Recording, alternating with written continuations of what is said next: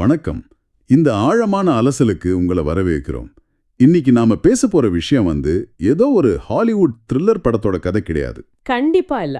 இது முழுக்க முழுக்க நிஜம். ஆமா, கடந்த ஒரு வருஷமா உலக அரசியல்ல நடந்துகிட்டு இருக்கிற நாம எல்லாரும் கட்டாயம் தெரிஞ்சுக்க வேண்டிய ஒரு உண்மையான நிகழ்வு.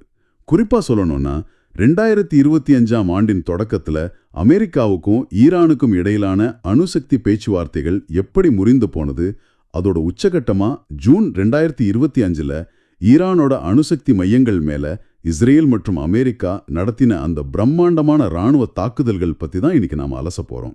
ஆபரேஷன் ரேசிங் லயன் மற்றும் ஆபரேஷன் மிட்நைட் ஹேமர். எக்ஸாக்ட்லி. இதற்கெல்லாம் பின்னணி என்ன, ஏன் இது நடந்துச்சு அப்படிங்கறத ரொம்ப விரிவாவே பார்க்க போறோம். இந்த விவகாரத்தின் ஆழத்தை புரிஞ்சுக்க கடந்த ஒரு வருஷமா வெளியான பல்வேறு சர்வதேச பாதுகாப்பு அறிக்கைகள், அப்புறம் உளவுத்துறை தரவுகள், ராண்ட் கார்ப்பரேஷன், பிஐஆர் சென்டர் போன்ற அமைப்புகளின் வரலாற்று ஆய்வுகள் மற்றும் உலகளாவிய செய்தி கட்டுரைகளை நாம மூல ஆதாரங்களா எடுத்திருக்கோம். இது எல்லாமே மேலோட்டமா செய்திகள்ல வராத பல உள் விவகாரங்களை துல்லியமா பதிவு செஞ்சிருக்கு. ஆனா எங்களோட நோக்கம் உங்களை இந்த ரிப்போர்ட்டு டேட்டான தகவல்களால மூச்சு திணற வைப்பது கிடையாது. இவ்வளவு பெரிய ராணுவ மோதலுக்கு பின்னாடி நடந்த அந்த ராஜதந்திர தோல்வி என்ன, அந்த தாக்குதல்களின் உண்மையான விளைவுகள் என்ன, இதை உங்களுக்கு புரிய வைக்கிறது தான். முக்கியமா இன்னைக்கு, அதாவது பிப்ரவரி 2026ல மத்திய கிழக்கு பகுதியில மீண்டும் போர் மேகங்கள் சூழ்ந்திருப்பது ஏன், இது உங்களோட அன்றாட வாழ்க்கையை எப்படி பாதிக்க போகுது அப்படிங்கறதையும் தெளிவுபடுத்துறோம். சரி, நாம விஷயத்துக்குள்ள போறதுக்கு முன்னாடி ஒரு சின்ன ஆனா மிக முக்கியமான விளக்கத்தை பார்வையாளர்களுக்கு கொடுக்க விரும்புகிறேன். நாம இங்கே எந்த ஒரு நாட்டின் நிலைப்பாட்டையோ அரசியல் சித்தாந்தத்தையோ ஆதரித்து பேச போவதில்லை. உண்மைதான். இஸ்ரேலின் பாதுகாப்பு கவலைகளா இருந்தாலும் சரி, ஈரானின் இறையாண்மை உரிமைகளா இருந்தாலும் சரி, அல்லது அமெரிக்காவின் வெளியுறவு கொள்கையா இருந்தாலும் சரி, இதுல ஏகப்பட்ட முரண்பட்ட அரசியல் பார்வைகள் இருக்கு. எங்கள் நோக்கம் யார் பக்கம் நியாயம் இருக்குன்னு தீர்ப்பு சொல்வது அல்ல, மூல ஆதாரங்கள்ல உள்ள தகவல்களை உள்ளபடியே உங்களுக்கு நடுநிலையோட வழங்குவது மட்டுமே. அது ஒரு தேவையான பதிவு. இப்போ கதையோட தொடக்கத்துக்கு போவோம். மார்ச் 2025 அமெரிக்க அதிபர் டொனால்ட் ட்ரம்ப் ஈரானின் உச்ச தலைவர் அலி கமேனிக்கு ஒரு கடிதம் எழுதுறாரு. அது வெறும் சம்பிரதாயமான கடிதம் கிடையாது, ஒரு அல்டிமேட்டம். ஆமா, ஒரு நேரடி எச்சரிக்கை. ஈரானின் அணுசக்தி திட்டங்களை முழுமையாக கைவிடவும், யுரேனியம் செறிவூட்டலை உடனே நிறுத்தவும் ஒரு 60 நாள் கெடு விதிக்கப்படுது. இதற்கு ஈடா ஈரான் மேல இருக்கிற கடுமையான பொருளாதார தடைகளை நீக்குவதாகவும், ஆனா அப்படி செய்ய தவறினால் மிக கடுமையான ராணுவ நடவடிக்கை எடுக்கப்படும் எனவும் அந்த தகவல் சொல்லுச்சு. ஆரம்பத்துல இந்த 60 நாள் கெடுவை ஈரான் ஒரு சாதாரண மிரட்டல்னு சொல்லி நிராகரிச்சிட்டாங்க, சரியா? ஆமா, ஆனா அமெரிக்காவோட அந்த அதிகபட்ச அழுத்த கொள்கை, அதாவது மேக்சிமம் பிரஷர் கேம்பெயின், அது ஈரானோட பொருளாதாரத்தை மிக மோசமா பாவிக்க தொடங்கியதால வேறு வழி இல்லாம அவங்க பேச்சுவார்த்தைக்கு சம்மதிச்சாங்க. அந்த பேச்சுவார்த்தை நடந்த விதம் இருக்கு, அது ரொம்பவே சுவாரஸ்யமானது. ஏப்ரல் 2025 ஓமன் தலைநகர் மஸ்கட், அமெரிக்காவோட சிறப்பு பிரதிநிதி ஸ்டீவ் விட்காஃப் ஒரு அறையில உட்கார்ந்திருக்காரு. ஈரானின் வெளியுறவுத்துறை அமைச்சர் அப்பாஸ் அராக்சி இன்னொரு அறையில உட்கார்ந்திருக்காரு. உலக பாதுகாப்பையே நிர்ணயிக்க போற ஒரு மீட்டிங், ஆனா இரு தரப்புக்கும் நேரடி பேச்சுவார்த்தையே கிடையாது. அதுதான் ஆச்சரியம். ஓமன் நாட்டு இடைத்தரகர்கள் தான் இந்த அறைக்கும் அந்த அறைக்கும் நடுவுல ஓடி ஓடி செய்திகளை மாற்றி மாற்றி பரிமாறிக்கொண்டிருக்கிறார்கள். ஒரு வாரத்துல அவங்க எவ்வளவு தூரம் நடந்திருப்பாங்கன்னு நினைச்சு பாருங்க. அது ஒரு அசாதாரணமான சூழல் தான். இங்கே ஒரு முக்கியமான கேள்வி எழுகிறது. இவ்வளவு மெனக்கெட்டு நடந்த அந்த பேச்சுவார்த்தை ஏன் முறிந்தது? அதற்கான அடிப்படை முரண்பாடு என்ன? அமெரிக்காவோட கோரிக்கை ரொம்ப சிம்பிள் ஆனா கடுமையானது. 0% செறிவூட்டல். அதாவது ஈரான் தங்களோட அணுசக்தி தொழில்நுட்பத்தையே முழுமையா நிரந்தரமா கைவிடணும் அப்படிங்கறதா அமெரிக்காவோட நிலைப்பாடு. ஆனா ஈரானோ வேறொரு 3 கட்ட திட்டத்தை முன்வைத்தாங்க. ஒரு நிமிஷம், இந்த 0% செறிவூட்டல் அப்படிங்கிறது சாத்தியமா? ஒரு நாடு தங்களோட மின்சார தேவைக்காக அணுசக்தியை பயன்படுத்துறோன்னு சொல்லும்போது அவங்க கிட்ட அணுசக்தி தொழில்நுட்பமே இருக்கக்கூடாதுன்னு சொல்றது கொஞ்சம் அதிகப்படியான கோரிக்கை இல்லையா? அது ஒரு விவாதத்திற்குரிய விஷயம்தான். ஆனா ஈரான் முன்வைத்த அந்த 3 கட்ட திட்டம் என்னன்னா, முதல் கட்டமா அமெரிக்கா மற்றும் ஐநா விதித்துள்ள அனைத்து பொருளாதார தடைகளையும் முழுமையாக நீக்க வேண்டும். ஓகே, தடைகளை நீக்க சொல்றாங்க. ரெண்டாவது கட்டமா தடைகள் நீக்கப்பட்டால் ஈரான் தங்களது யுரேனியம் செறிவூட்டலை 3.67% குறைத்துக் கொள்ள தயார். மூன்றாவது கட்டமா சர்வதேச அணுசக்தி முகமையின் நேரடி ஆய்வாளர்களை மீண்டும் ஈரானுக்குள் முழுமையாக அனுமதிக்கிறோம்னு சொன்னாங்க. இந்த இடத்துல நம்ம பார்வையாளர்களுக்கு ஒரு சின்ன விளக்கம் தேவைப்படும். இந்த செறிவூட்டல் அல்லது என்ரிச்மெண்ட்னா என்ன? சென்ட்ரிஃபியூஜ் இயந்திரங்கள்னு அடிக்கடி செய்திகள்ல படிக்கிறோமே, அதுக்கும் இதுக்கும் என்ன சம்பந்தம்? ரொம்ப சுலபமா சொல்றேன். பூமியில இருந்து வெட்டி எடுக்கப்படுற யுரேனியத்தை அப்படியே பயன்படுத்த முடியாது. அது அதிவேகமாக சுழலும் சென்ட்ரிஃபியூஜ் இயந்திரங்கள்ல செலுத்தி அதுல உள்ள குறிப்பிட்ட அணுக்களை பிரித்து எடுப்பார்கள். இதுதான் செறிவூட்டல். அப்போ அந்த சதவீதம் எதை குறிக்குது?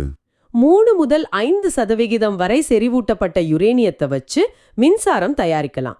ஆனா அதே யுரேனியத்தை 90% செறிவூட்டினால் அது ஒரு அணு ஆயுதமாக மாறும். ஓஹோ, அதனாலதான் ஈரான் 3.67% மேல போக மாட்டோம்னு சொன்னதை அமெரிக்காவும் இஸ்ரேலும் நம்ப தயாராக இல்ல. எக்ஸாக்ட்லி. இஸ்ரேலோட நிலைப்பாடு இதுல ரொம்பவே தீவிரமானது.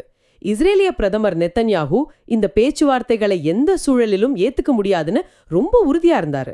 இஸ்ரேலை பொறுத்தவரைக்கும் இந்த பேச்சுவார்த்தைகள் எல்லாமே ஈரான் தங்களோட அணு ஆயுதங்களை உருவாக்க தேவையான கால அவகாசத்தை வாங்கும் தந்திரம் மட்டும்தான். ஆமா, அணு ஆயுதம் தாங்கிய ஈரான் என்பது இஸ்ரேலுக்கு ஒரு வாழ்வா சாவா பிரச்சனை. அதை அவங்க எப்படியாவது தடுத்தாகணும். மறுபுறம் ஈரானோ அணுசக்தி என்பது தங்கள் நாட்டின் இறையாண்மை மற்றும் பிரிக்க முடியாத உரிமைன்னு வாதிட்டாங்க. நீங்களே யோசிச்சு பாருங்க, பல தசாப்தங்களாக ஒருத்தர் மேல ஒருத்தருக்கு எந்த நம்பிக்கையும் இல்லாத நாடுகள் தங்களோட பாதுகாப்பையும் எதிர்காலத்தையும் பணையம் வச்சு எப்படி வெறும் காகிதத்துல கையெழுத்து போட்டு ஒரு ஒப்பந்தத்துக்கு வர முடியும்? அந்த ஆழமான அவநம்பிக்கை தான் இந்த பேச்சுவார்த்தைகளின் அஸ்திவாரத்தையே உடைச்சுது. பேச்சுவார்த்தைகள் ஒரு புறம் இழுபறியா போய்கிட்டு இருந்தாலும் களத்துல ஈரானோட அணுசக்தி திட்டம் வளர்ந்துகிட்டே தான் இருந்தது. இங்கேதான் விஷயம் மிகவும் சுவாரஸ்யமாகிறது. அந்த 60 நாள் கெடு முடிவடையும் தருணம் ஏப்ரல்ல பேச்சுவார்த்தை நடக்குது. ஆனா எந்த முடிவும் வரல.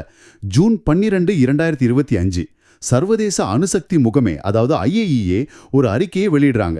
அந்த ரிப்போர்ட் வாஷிங்டன்லயும் டெல் அவிவ்லயும் பெரிய அபாயமணிய ஒளிச்ச செய்து. அப்படி என்னதான் அந்த ரிப்போர்ட்ல இருந்துச்சு? ஈரான் தனது அணுசக்தி விதிகளை முழுமையாக மீறிவிட்டதாகவும் அவர்களிடம் 60% செறிவூட்டப்பட்ட யுரேனியம் சுமார் 400 கிலோ இருப்பதாகவும் அந்த அறிக்கை உறுதி செஞ்சது. 60% செறிவூட்டல்னா அது ஏன் அவ்வளோ பெரிய அபாயம்? ஏண்டா, நான் முன்னாடியே சொன்ன மாதிரி ஒரு அணு ஆயுதத்தை தயாரிக்க 90% செறிவூட்டப்பட்ட யுரேனியம் தேவை. ஒரு நாடு 0 - 60% வர்றதுதான் ரொம்ப கஷ்டம். நிறைய வருஷங்கள் பிடிக்கும். ஆனா 60 - 90 போறது சுலபமா? மிகச்சிறிய தொழில்நுட்ப நகர்வு தான் அது. சில வாரங்கள் அல்லது சில நாட்கள்லயே அதை அவங்களால செஞ்சிட முடியும். 400 கிலோ என்பது பல அணு ஆயுதங்களை உருவாக்க போதுமான அளவு. இதை கேட்ட உடனே இஸ்ரேல் மற்றும் அமெரிக்காவுக்கு புரிஞ்சிருச்சு, பேச்சுவார்த்தைக்கான நேரம் முடிந்து விட்டது, இனி ஆக்ஷன் தான் அப்படின்னு. அந்த ஆக்ஷன் மறுநாளே ஆரம்பிச்சிருச்சு. இஸ்ரேல் தனது தாக்குதலை தொடங்குது.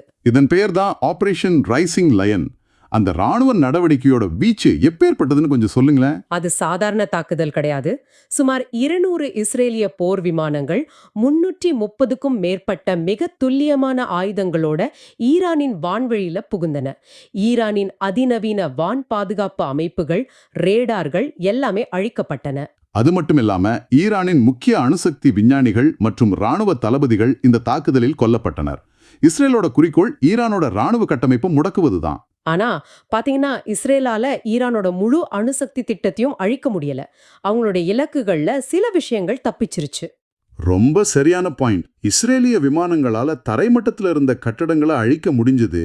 ஆனா பூமிக்கு அடியில பல 100 அடி ஆழத்துல மலைகளுக்கு கீழே பாறைகளை குடைஞ்சு பாதுகாப்பு அமைக்கப்பட்டிருந்த ஈரானின் ஃபோர்டோ மற்றும் நடான்ஸ் அணுசக்தி ஆலைகளை அவங்களால நெருங்க முடியல. ஆமா, அந்த அளவுக்கு பெரிய ஆழமாக ஊடுருவி தாக்கும் குண்டுகள் இஸ்ரேலிடம் இல்ல. இங்கதான் அமெரிக்கா நேரடியாக களமிறங்க வேண்டிய கட்டாயம் ஏற்பட்டது. இஸ்ரேல் விட்டு சென்ற வேலையை முடிக்க அமெரிக்கா வருது. June 21, 2025 operation midnight hammer. இது நவீன போர் வரலாற்றிலே மிக கொடூரமான தாக்குதல்கள்ல ஒன்றுன்னு சொல்லலாம். உளவுத்துறை அறிக்கைகள் இந்த தாக்குதலை பத்தி என்ன சொல்லுது? அமெரிக்காவிலிருந்து நேரடியாக பறந்து வந்த 7 P-20 ஸ்டெல்த் குண்டுவீச்சு விமானங்கள் ஈரானின் வான்வெளியை அடைந்தன. இந்த விமானங்கள் ரேடார்ல சிக்காது.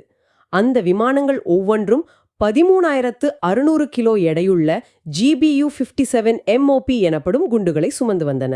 13,000 கிலோவா? அது சாதாரண குண்டுகள் கிடையாது. இது பதுங்கு குழிகளை அழிக்கும் மாபெரும் குண்டுகள். கரெக்ட். மேசிவ் ஆர்டினன்ஸ் பெனிட்ரேட்டர்ஸ்னு சொல்வாங்க. ஃபோட்டோ மற்றும் நடான்ஸ் நிலத்தடி ஆலைகள் மீது மொத்தம் 14 மாபெரும் குண்டுகள் வீசப்பட்டன. பாறைகளை துளைத்துக் கொண்டு உள்ளே சென்று வெடிக்கும் தொழில்நுட்பம் அது. இது மட்டும் இல்லாமல் கடலுக்கடியில் இருந்த நீர்மூழ்கி கப்பல்களிலிருந்து டொமஹாக் ஏவுகணைகள் இஸ்பஹான் ஆலை மீது ஏவப்பட்டன. இதை கேட்கும்போதே அந்த நள்ளிரவு தாக்குதல் எவ்வளவு பயங்கரமா இருந்திருக்கும்னு உங்களால கற்பனை செஞ்சு பார்க்க முடியும். மலையே பிளந்து சிதற அளவுக்கு ஒரு மாபெரும் தாக்குதல் அது. சரி, இதோட விளைவு என்ன? அமெரிக்காவும் இஸ்ரேலும் தாங்கள் நினைத்ததை சாதித்து விட்டனவா? ஈரானின் அணுசக்தி திட்டம் முழுமையா அழிக்கப்பட்டு விட்டதா? இதை ஒரு பரந்த கண்ணோட்டத்தோடு நம்ம இணைத்து பார்த்தால், உள்கட்டமைப்புகள் அழிக்கப்பட்டனவா என்றால் ஆம். ஃபோர்டோ மலையின் உச்சியில் பெரும் பள்ளங்கள் ஏற்பட்டன. அங்கிருந்த சென்ட்ரிஃபியூஜ் இயந்திரங்கள் நிர்மூலமாக்கப்பட்டன. அமெரிக்காவின் மதிப்பீட்டின்படி ஈரானின் அணுசக்தி திட்டம் பல ஆண்டுகள் பின்னடைவை சந்தித்துள்ளது. ஆனால் இங்கதான் ஒரு பெரிய ட்விஸ்ட் இருக்கு. அதாவது கட்டிடங்களை அழிச்சிடலாம், ஆனா மூளையை அழிக்க முடியாது, அப்படித்தானே? அதேதான்.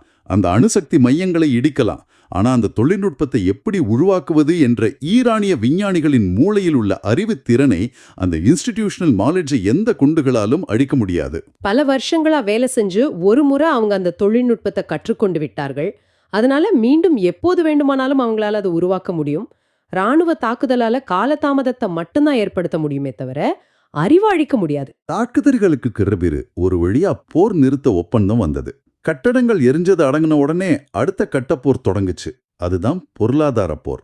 ஆகஸ்ட் 2025ல பிரிட்டன், பிரான்ஸ், ஜெர்மனி ஆகிய E3 நாடுகள் ஐக்கிய நாடுகள் சபையில ஸ்னாப்பேக் முறையை பயன்படுத்தினாங்க. இந்த ஸ்னாப்பேக் அப்படிங்கறத ஒரு சாமானியருக்கு புரிய வைக்க முடியுமா? கண்டிப்பா. ஸ்னாப்பேக் அப்படிங்கறத ஒரு கம்ப்யூட்டர்ல இருக்கிற அண்டு பட்டன் மாதிரி நினைச்சுக்கோங்க. 2015ல ஈரானுக்கும் உலக நாடுகளுக்கும் இடையே ஒரு அணுசக்தி ஒப்பந்தம் கையெழுத்தானது. அதுல ஒரு சிறப்பு விதி இருந்தது. அதாவது ஈரான் ஒப்பந்தத்தை மீறினால்? ஆமா, ஈரான் ஒப்பந்தத்தை மீறினால் ஒப்பந்தத்துல கையெழுத்து போட்ட எந்த ஒரு நாடும் ஐநா சபையில வாக்கெடுப்பு எதுவும் இல்லாமலேயே ஈரானுக்கு எதிரான பழைய உலகளாவிய பொருளாதார தடைகள் அனைத்தையும் உடனடியாக திரும்ப கொண்டு வர முடியும். ரஷ்யாவோ சீனாவோ இதை வீட்டோ அதிகாரத்தை பயன்படுத்தி தடுக்க முடியாது. இததான் E3 நாடுகள் செஞ்சாங்க. இதோட விளைவு என்னவா இருந்தது?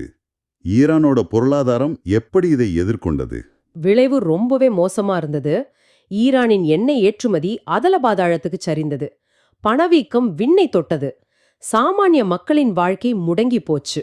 இந்த பொருளாதார வீழ்ச்சியால ஈரானின் வீதிகள்ல அரசாங்கத்திற்கு எதிராக மாபெரும் மக்கள் போராட்டங்கள் வெடித்தன. ஆனா ஈரானிய அரசாங்கம் இதை மிக கடுமையாக ஒடுக்கியது. ஆயிரக்கணக்கான மக்கள் வீதிகளில் கொல்லப்பட்டனர். சர்வதேச அளவில் இந்த மனித உரிமை மீறல்கள் பெரும் அதிர்வலைகளை ஏற்படுத்தின. இது எல்லாம் நடந்தது 2025ல. இப்ப நாம இருக்கிறதோ பிப்ரவரி 2026. இப்போதைய நிலவரம் என்ன?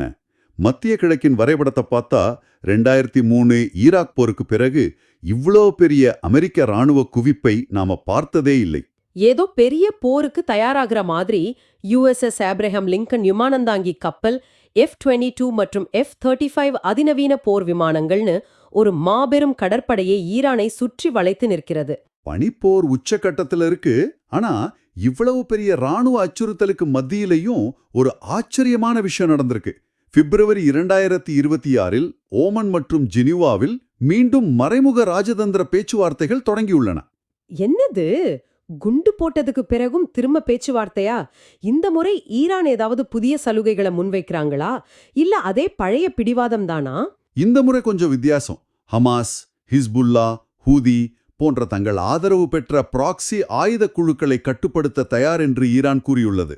அதாவது பிராந்திய பதற்றத்தை குறைக்க அவங்க தயார். ஆனா ஒரு விஷயத்துல அவங்க ஒரு இன்ச் கூட விட்டு கொடுக்க தயாரா இல்ல. அது தங்களின் பாலிஸ்டிக் ஏவுகணை திட்டம். எங்கள் ஏவுகணைகளை தொடுவதற்கு யாருக்கும் உரிமை இல்லை என்று ஈரான் திட்டவட்டமாக கூறிவிட்டது. மறுபுறம் அமெரிக்காவோ அணுசக்தி திட்டத்தை முழுமையாக அழிக்க வேண்டும் என்ற தங்கள் பழைய கோரிக்கையிலேயே நிற்கிறது. இந்த இடத்துல உங்களை பார்த்து ஒரு கேள்வியை கேட்க தோன்றுது. அமெரிக்காவுக்கும் ஈரானுக்கும் இடையே நடக்கும் இந்த பனிப்போர் ஏன் உங்களுக்கு முக்கியம்? அது எங்கோ மத்திய கிழக்குல நடக்கும் ஒரு பிரச்சனை, எனக்கு என்ன, நான் இங்க வேலைக்கு போயிட்டு நிம்மதியா இருக்கேனே அப்படின்னு நீங்க நினைக்கலாம்.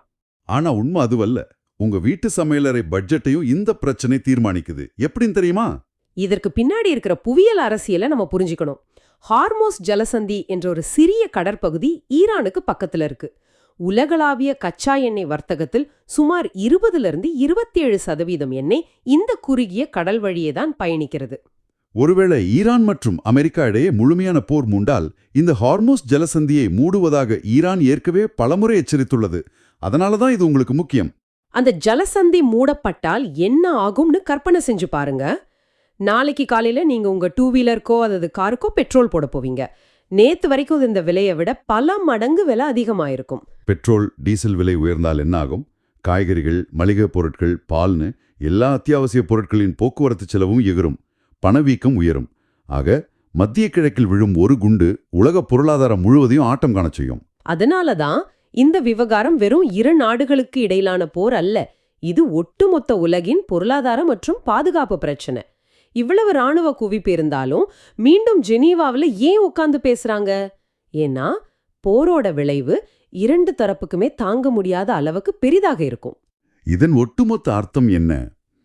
இவ்வளவு பொருளாதார தடைகள், நள்ளிரவுல வீசப்பட்டு பதுங்குகுழி குண்டுகள், திரும்ப திரும்ப முறியும் பேச்சுவார்த்தைகள், இறுதியில் நாம எங்கே நிற்கிறோம்? இந்த மூல ஆதாரங்கள் நமக்கு சொல்லும் பாடம் என்ன? இத மிக சுருக்கமா இப்படி புரிஞ்சுக்கலாம். ராணுவ பலம் என்பது ஒரு நிரந்தர தீர்வை தரவில்லை. அது தற்காலிகமா சில ஆண்டுகளை, அதாவது நேரத்தை மட்டுமே விலக்கி வாங்கியுள்ளது. அமெரிக்காவும் இஸ்ரேலும் ஈரானின் அணுசக்தி திட்டத்தை பின்னோக்கி தள்ளி இருக்கலாம். ஆனா அந்த அறிவை அளிக்கல. இரு தரப்புக்கும் இடையே துளியும் நம்பிக்கையற்ற இந்த சூழலில் வெறும் பயம் மற்றும் பொருளாதார அழுத்தம் மட்டுமே ராஜதந்திர பேச்சுவார்த்தைக்கான உந்து சக்தியாக இன்று வரை செயல்படுகின்றன. ஈரான் பொருளாதார வீழ்ச்சியைக் கண்டு பயப்படுது. அமெரிக்கா ஈரானின் அணு ஆயுத பெருக்கத்தைக் கண்டு அஞ்சுகிறது.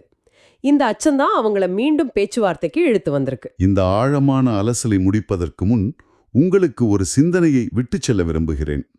இதுவரை நாம விவாதித்த உண்மைகளிலிருந்து உங்களுக்கான ஒரு கேள்வி இது. சொல்லுங்க. 2025 நடந்த இந்த மாபெரும் வான்வெளி தாக்குதல்கள் ஈரானின் அணுசக்தி திட்டத்தை அழித்து உலக பாதுகாப்பை உறுதி செய்வதற்கு பதிலாக ஒருவேளை ஈரானை இன்னும் எச்சரிக்கையாக்கி விட்டதோ? ஒருவேளை அந்த திட்டங்களை இன்னும் ஆழமான, யாராலும் கண்டுபிடிக்க முடியாத ரகசிய பாதாளங்களுக்குள் ஒளித்து வைத்து நமது நாட்டின் பாதுகாப்பிற்கு உடனடியாக ஒரு அணு ஆயுதத்தை உருவாக்கிவிட வேண்டும் என்ற ஈரானின் எண்ணத்தை இந்த தாக்குதல்கள் நிரந்தரமாக உறுதி செய்துவிட்டதோ? ஒரு இராணுவ தாக்குதல் எதை தடுக்க நினைத்ததோ அதையே நிஜமாக்கிவிடுமா? ஆழமாக யோசித்துப் பாருங்கள். மீண்டும் மற்றொரு சுவாரஸ்யமான அலசலோடு உங்களை சந்திக்கிறோம். அதுவரை தொடர்ந்து சிந்தியுங்கள்.